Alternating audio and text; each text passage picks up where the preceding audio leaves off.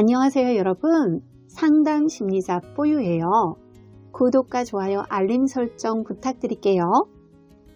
필요 이상으로 자기 자신을 작은 존재로 여기는 사람들이 있어요.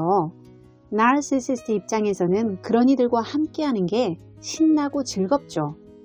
나르시시스트는 자신이 특별한 존재로 부각되고 싶어 안달이잖아요. 그런데 자발적으로 자기를 낮추며 나르시시스트를 높여주겠다니 그런 상대를 절대 놓치고 싶지 않겠죠. 혹시 과한 자기애로 똘똘 뭉친 사람들이 끊임없이 당신 주위를 어슬렁거리나요? 그렇다면 당신이 자신도 모르게 그들을 끌어당기고 있을지도 몰라요. 그들과의 관계 속에서 당신은 어떤 사람인지, 그들을 어떻게 대하는지 찬찬히 생각해 보시길요. 이제부터 의식하지 못하는 사이에 나르시시스트를 끌어당기는 사람들이 지닌 특징 6가지에 대해 살펴볼게요. 첫 번째 특징은 갈등을 못 견딘다는 거예요. 누구나 갈등을 피하고 싶지요. 하지만 지나치게 갈등 상황을 맞닥뜨리기 힘들어하는 사람들이 있어요. 그래서 무조건 양보하려 하고 희생도 감내하죠. 하지만 그럼에도 불구하고 다툼이 생기고 관계가 틀어지면 자책하며 자기를 탓하려 들죠. 그런데 갈등 없는 관계가 있을까요? 아니요. 우린 기질이나 성향, 삶의 배경이 다 다르니 갈등이 생기는 건 당연해요. 만일 당신이 갈등이 싫어서 무조건 물러선다면 나르시시스트는 당신을 만만한 호구로 여기며 쫓아다닐 거예요. 그런 일을 막으려면 때론 갈등도 불사하겠다는 태도를 가져야 해요. 이제부터라도 절대 갈등이 있어서는 안 돼라는 비합리적인 신념에서 벗어나세요.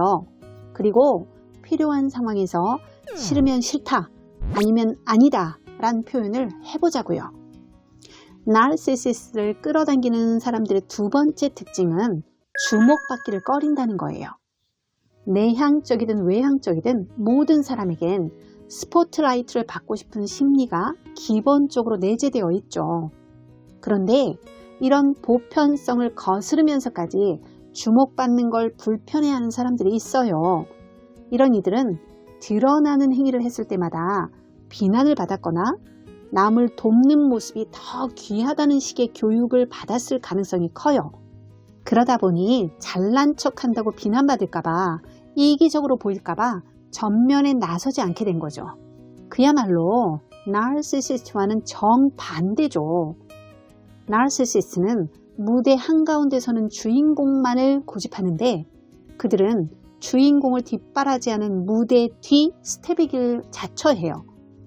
물론 보이지 않는 곳에서 누군가를 도와주는 건 매우 가치 있고 멋진 일이죠. 하지만 꼭 필요할 때 사람들 앞에서 당당히 당신의 의견도 제시하고 재능도 발산해 보세요. 안 그러면 의식하지 못하는 사이에 당신이 나르시시스트를 당신 곁으로 끌어당기게 될 거예요. 특징 세 번째는 이중잣대를 가지고 있다는 거예요. 나르시시스트가 꼭 곁에 두고 싶어하는 부류 중 하나가 이중잣대를 갖고 있는 사람들이죠. 여기서 이중잣대란 상대와 자기 자신을 대하는 태도가 다르다는 걸 뜻해요. 즉, 타인의 필요에는 민감하게 반응하지만 자기 필요는 무시하는 태도를 보인다는 거예요. 이런 사람들은 자기가 뭐가 필요한지 잘 몰라요. 아니, 알 필요가 없는 거죠. 혹여 자기의 필요를 알아차린다 해도 입 밖으로 표현하지 않아요. 또 타인을 보살피는 건 당연히 여기지만 자신이 도움받는 건 민폐라 여기며 거부해요. 그래서 있는 힘을 다해 가족을 돌보면서도 자기가 힘들 땐 가족에게 짐이 될까봐 말하지 못해요. 게다가 슬픔이나 짜증, 기쁨이나 희열 같은 자기 감정도 극도로 억압하려 들죠. 그런 식으로 자신을 홀대하고 상대만을 보살피는 그들을 나르시시스트는 절대 놓아주지 않아요. 특별 대접을 받고 싶은데 상대가 먼저 그렇게 해주려는 기본 자세를 보이니 정말 땡큐겠죠. 그러니 나르시시스트를 떠나가게 하려면 이중잣대를 내려놓고 자신에게도 친절을 베푸세요. 나르시시스트처럼 자기만 사랑하는 게 문제지 적절히 자기를 돌보는 건 건강하다는 증거니까요. 특징 네 번째는 민감성이 뛰어나다는 거예요. 민감성은 관계를 맺을 때 강점으로 작용할 수 있죠. 민감한 분들은 순간의 표정 변화나 미세한 손짓만 봐도 상대의 기분을 바로 알아챌 수 있어요. 하지만 잘못하면 나르시시스트처럼 자기만 중요하게 여기는 사람들을 끌어들이는 요소가 돼요. 민감성이 뛰어난 분들은 상대의 필요가 저절로 느껴지고 공감되니 아니요 라고 해야 하는 순간에 네 라고 해버려요. 말 한마디 했는데 마음을 척척 알아주고 배려해주니 상대방이 얼마나 좋겠어요. 그런데 이렇게 과하게 상대를 배려하다 보니 자신의 경계를 스스로 무너뜨리는 문제가 발생하죠. 만약 당신이 타고난 민감성의 소유자라면 그 민감성을 잘 활용하되 한 가지를 기억하세요. 그건 바로 상대를 어디까지 배려할 건지 그 한계를 정해야 한다는 거예요. 그래야 나르시시스트 같이 자기가 과한 사람들과 엮이는 걸 어느 정도 방지할 수가 있어요. 예를 들어 부부관계가 힘들다며 아우성치는 자기중심적인 친구의 얘기를 시도 때도 없이 들어줬다면 통화하는 걸 일주일에 한 번으로 줄이겠다고 스스로 한계를 정하고 친구에게 알리자는 거예요. 다섯 번째 특징은 두려움 때문에 진실을 외면한다는 거예요. 두려움이 많은 사람들은 나르시시스트와 같은 자기애적인 사람들과 엮이기 쉬워요. 예를 들어 남친이 딴짓을 하는 게 뻔히 보이고 도우미 취급 당한다는 걸 느껴요. 그런데도 초라한 자신과 마주해야 하는 두려움과 남친과의 관계 단절에 대한 두려움 때문에 진실을 마주하지 못해요. 나르시시스트는 상대방의 이런 두려움을 잘 부추겨요. 야, 넌 정말 별 볼 일 없어. 나 없이도 잘 살 수 있겠니? 이러면서요. 두려움 때문에 꼼짝 못하면 그들의 통제와 조종에 휘둘리기 십상이죠. 정도의 차이가 있을 뿐이지 누구나 미래의 세상이 두려워요. 하지만 막상 한 발을 내디뎌 보면 생각했던 것보다 잘 헤쳐나갈 수 있다는 걸 알게 되죠.